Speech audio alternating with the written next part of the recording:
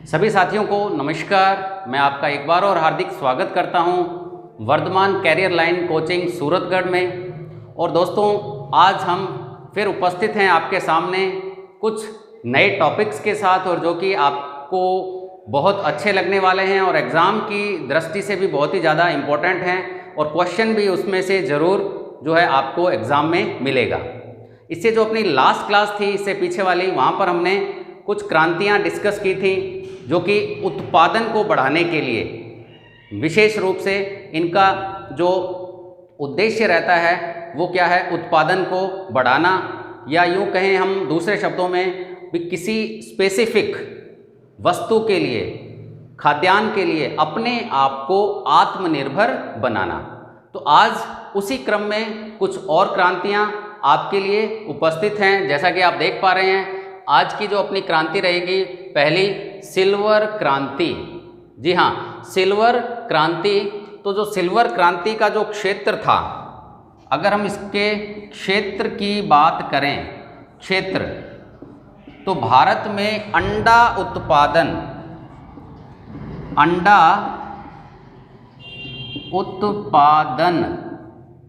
को बढ़ाना, उत्पादन को बढ़ाना, सिल्वर क्रांति किससे संबंधित है? अंडे के प्रोडक्शन को, अंडा उत्पादन बढ़ाना, ठीक है ना। तो अंडा उत्पादन बढ़ाने से संबंधित क्रांति का नाम बताइए, तो क्या हो जाएगा आपका? सिल्वर क्रांति। इस क्रांति के फलस्वरूप जो आंध्र प्रदेश है, आंध्र प्रदेश की अगर हम बात करें, तो आंध्र प्रदेश अंडा उत्पादन में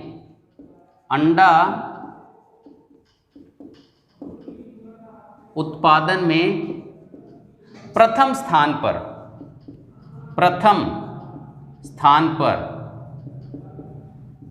पर आ गया। यानी अंडे के उत्पादन में जो अपना भारत का जो राज्य है आंध्र प्रदेश, वो किस पर आ गया? पहले नंबर पर आ गया। तो सिल्वर क्रांति संबंधित है अंडा उत्पादन को बढ़ाना, ठीक है। इसमें अगर श्रेय की बात करें तो श्रीमती इंदिरा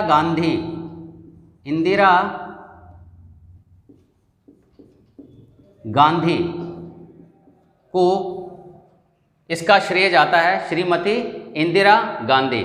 तो देखो क्यों ज़रूरत पड़ी, इसको करने की आवश्यकता क्यों पड़ी, तो इसके लिए हम एक कुछ तथ्य देखते हैं। तथ्य ये है कि भारत में जो मुर्गी औसतन अंडे देती है साल भर में, वो लगभग 65 है, 65 अंडा प्रति वर्ष। अगर हम भारत की बात करें, देखें भारत में एक जो मुर्गी है वो लगभग औसतन कितने अंडे देती है? 65 अंडे, ठीक है।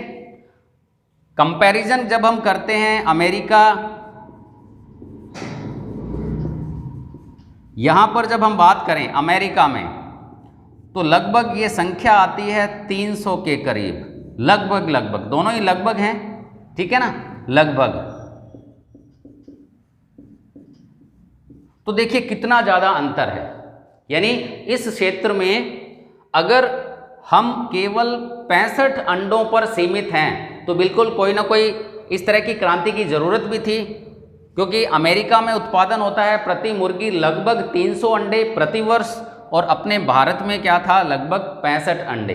तो इस गैप को थोड़ा सा कम करने के लिए, अंडों का उत्पादन थोड़ा बढ़ाने के लिए कौन सी क्रांति? सिल्वर क्रांति की गई। किस क्षेत्र से संबंधित थी?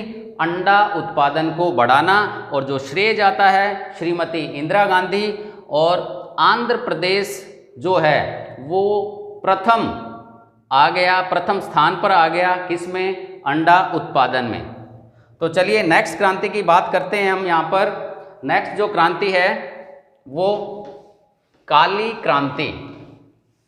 तो जो काली क्रांति है मुख्य रूप से पेट्रोलियम पदार्थों से संबंधित है। पेट्रोलियम पदार्थ, कच्चा तेल, इसको बढ़ाना। कोयला यहाँ पर हो सकता है, कच्चा तेल, कोयला, जिससे हम ऊर्जा के क्षेत्र में क्या हो सकें, आत्मनिर्भर हो सकें। तो दोस्तों अगली क्रांति है अपने पास काली क्रांति। काली क्रांति, जब हम काली क्रांति की बात करते हैं तो क्षेत्र है अपना यहाँ पर, क्षेत्र पेट्रोलियम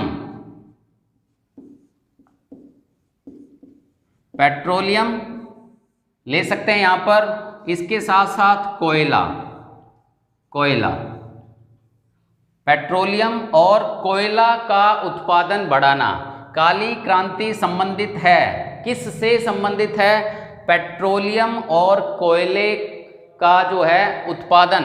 देखो उत्पादन का मतलब यहाँ पर उसके निष्कर्षण से ही है, उसको हम ज़्यादा से ज़्यादा दोहन कर सकें, ज़्यादा से ज़्यादा उनके संभावनाओं को तलाशा जा सके और उसको उपयोग में लाया जा सके, ठीक है ना। इसके साथ साथ यहाँ पर एक शब्द और आता है एथेनॉल।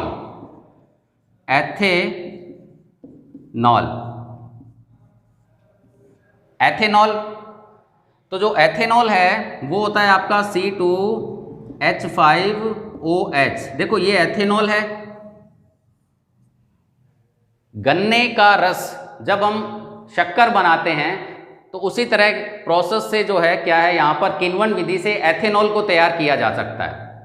और ये एथेनॉल जो है, शुद्ध एथेनॉल की अगर हम बात करें तो बिल्कुल ईंधन के रूप में उसको हम यूज कर सकते हैं। और यहीं से एक तथ्य निकल के आता है कि जो एथेनॉल है किससे मिल रहा है हमको, प्लांट से।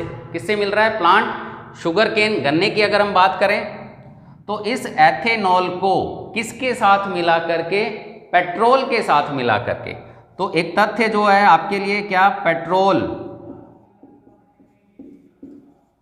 प्लस 10% क्या, एथेनॉल।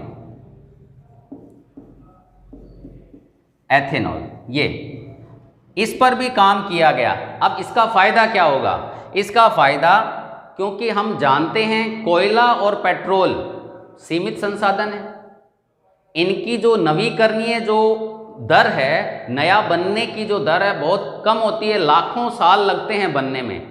तो इनका जो है हम इनके ऊपर कम निर्भर रहें, ये भविष्य में ज़्यादा लंबे समय तक चल सकें। तो इस हेतु इसी क्रांति के फलस्वरूप क्या किया गया, पेट्रोल डीजल के साथ में 10% क्या मिला करके, एथेनॉल मिला करके, और उसको ईंधन के रूप में उपयोग करना शुरू किया गया।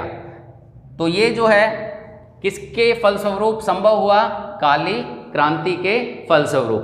तो दोस्तों काली क्रांति किससे संबंधित है, पेट्रोलियम, कोयला। और विशेष तथ्य जो ज़्यादा पूछा जाता है, पेट्रोल डीजल के साथ में 10% क्या मिला करके, एथेनॉल मिला करके क्या करना, उपयोग करना।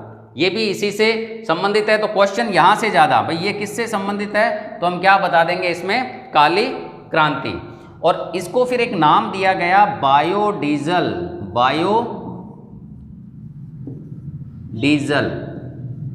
तो देखें यहाँ पर पेट्रोल भी हो सकता है प्लस डीजल, दोनों की बात करेंगे हम, ठीक है। और एक जो नाम दिया गया इस मिश्रण को, इस मिश्रण कौन सा मिश्रण की बात कर रहा हूं मैं, यानी जो आपका तेल है पेट्रोल डीजल, उसके साथ में हमने 10% क्या ऐड कर दिया, एथेनॉल। इसको नाम दिया गया बायोडीजल। तो बायोडीजल जो है सर्वप्रथम इसी क्रांति के फलस्वरूप जो है सामने आया, और हमारी निर्भरता 10% तक कम हो गई, किसके ऊपर, पेट्रोलियम पदार्थों के ऊपर, ठीक है। नेक्स्ट जो क्रांति है सदाबहार क्रांति। तो दोस्तों अगली क्रांति जो अपनी है वो है सदाबहार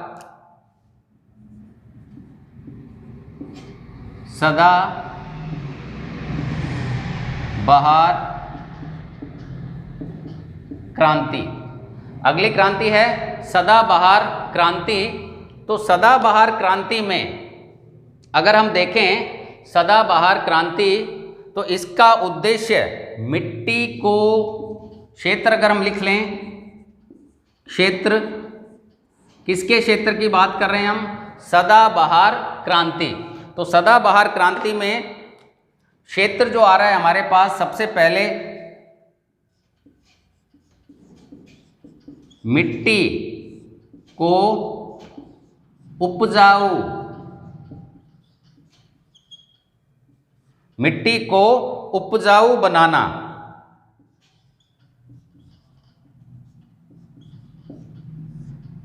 ठीक है, मिट्टी को उपजाऊ बनाना। उन्नत लिख सकते हैं हम, यहां पर क्या लिख सकते हैं? उन्नत, यानी मिट्टी में उर्वरकता ज़्यादा होगी तो क्या होगा? हमारा प्रोडक्शन क्या हो जाएगा? ज़्यादा हो जाएगा। तो मिट्टी को उपजाऊ बनाना पहला तथ्य। क्षेत्र की आप बात कर रहे हैं तो सदाबहार क्रांति, सदाबहार क्रांति में मिट्टी को उपजाऊ बनाना। दूसरा था किसानों को लोन, किसानों को लोन यानी ऋण, किसानों को लोन या ऋण है वो उपलब्ध हो पाए, किसानों को लोन या ऋण आसानी से उपलब्ध हो पाए, इसके ऊपर कार्य किया गया, किसानों को लोन या ऋण। नेक्स्ट जो आता है rain water harvesting, rain water harvesting, rain water harvesting. अगर हम बात करें रेन वाटर हार्वेस्टिंग, बारिश का पानी जो है बह जाता है। अगर ये सिस्टम ना हो, जब बारिश होती है तो क्या है, वो पानी बह करके कहाँ चला जाता है? नदी नालों और समुद्र में पहुँच जाता है। तो उस बारिश के पानी को संजो कर रखना। तो जब हम सदाबहार क्रांति की बात करते हैं, मिट्टी का उपजाऊपन बढ़ाना या उसको उन्नत करना, किसानों को लोन जिससे वो उसको खेती में काम में ले सकें। इसके अलावा रेन वाटर हार्वेस्टिंग जो है ये मुख्य जो है इसके क्षेत्र थे। इससे फ़ायदा क्या हुआ कि जो भारत है खाद्यान्न उत्पादन में आत्मनिर्भर, भारत जो है इसका अगर हम प्रभाव देखें तो खाद्यान्न उत्पादन में क्या हो गया? आत्मनिर्भर, आत्मनिर्भर। बिल्कुल हम यहाँ लिख सकते हैं खाद्यान्न उत्पादन में क्या हो गया? आत्मनिर्भर। इसके साथ साथ जो श्रेय जाता है यानी जनक, यहाँ पर जनक की बात कर लेते हैं। जनक, तो जनक में सुश्री स्वामीनाथन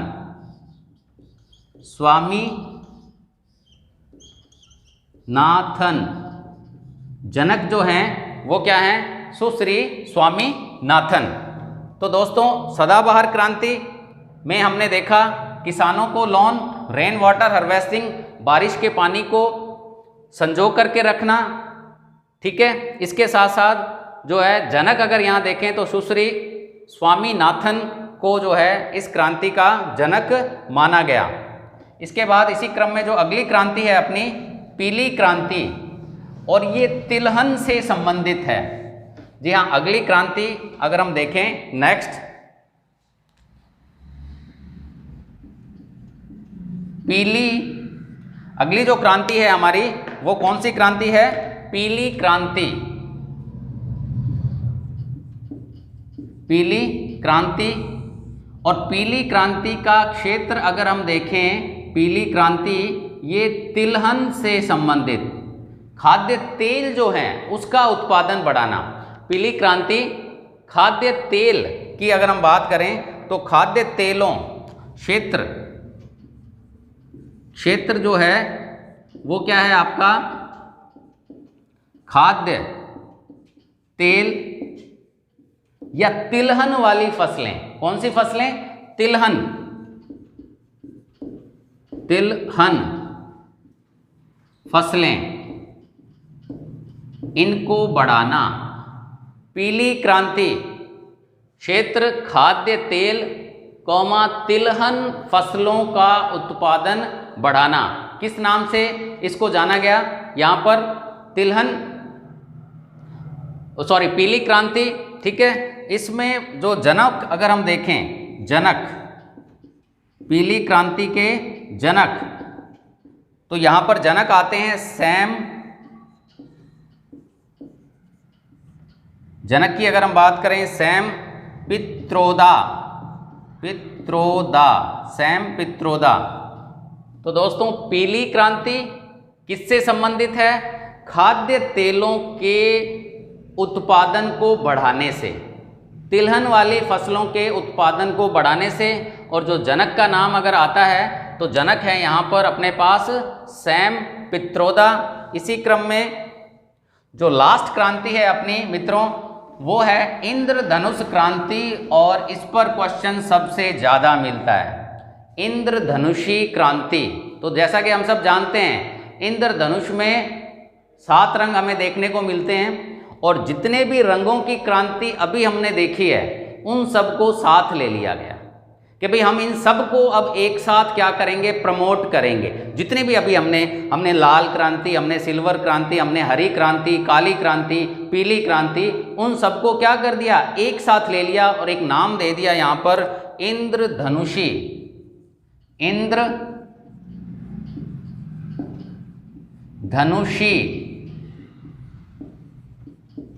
क्रांति, इंद्रधनुषी क्रांति। तो इंद्रधनुषी क्रांति में अलग से कुछ खास नहीं था, जितनी भी रंगों की क्रांतियां हैं, ठीक है ना, तो इसमें सभी मुख्य रूप से क्या था, इसमें सभी जो भी हमने देखा, पीली, ठीक है, नीली, काली, हरी, सफेद, या और जो भी क्रांतियां हैं उन सबको क्या कर लिया, शामिल कर लिया।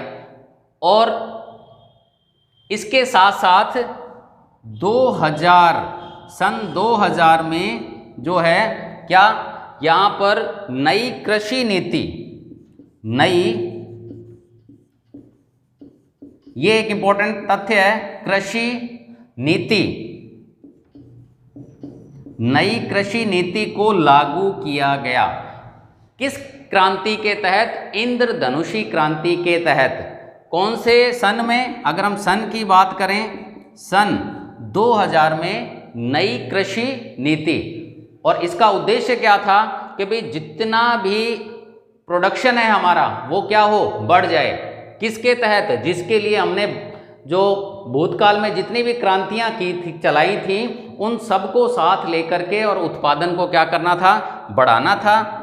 और इसी को जो है क्या कहा गया, इंद्रधनुषी क्रांति। बड़ा ही इंपॉर्टेंट क्वेश्चन है भाई, इंद्रधनुषी क्रांति संबंधित है तो अगर वैसे देखें तो सभी क्रांतियों से संबंधित है। और इंपॉर्टेंट तथ्य क्या है यहाँ पर कि सन 2000 के अंदर नई कृषि नीति को क्या किया गया था, लागू किया गया था। तो दोस्तों आज की क्लास में इतना ही।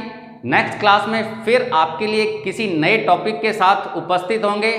तब तक के लिए बहुत बहुत धन्यवाद। अगर ये वीडियो आपको अच्छी लगे तो लाइक करें, शेयर करें और सब्सक्राइब जरूर करें। Thank you very much.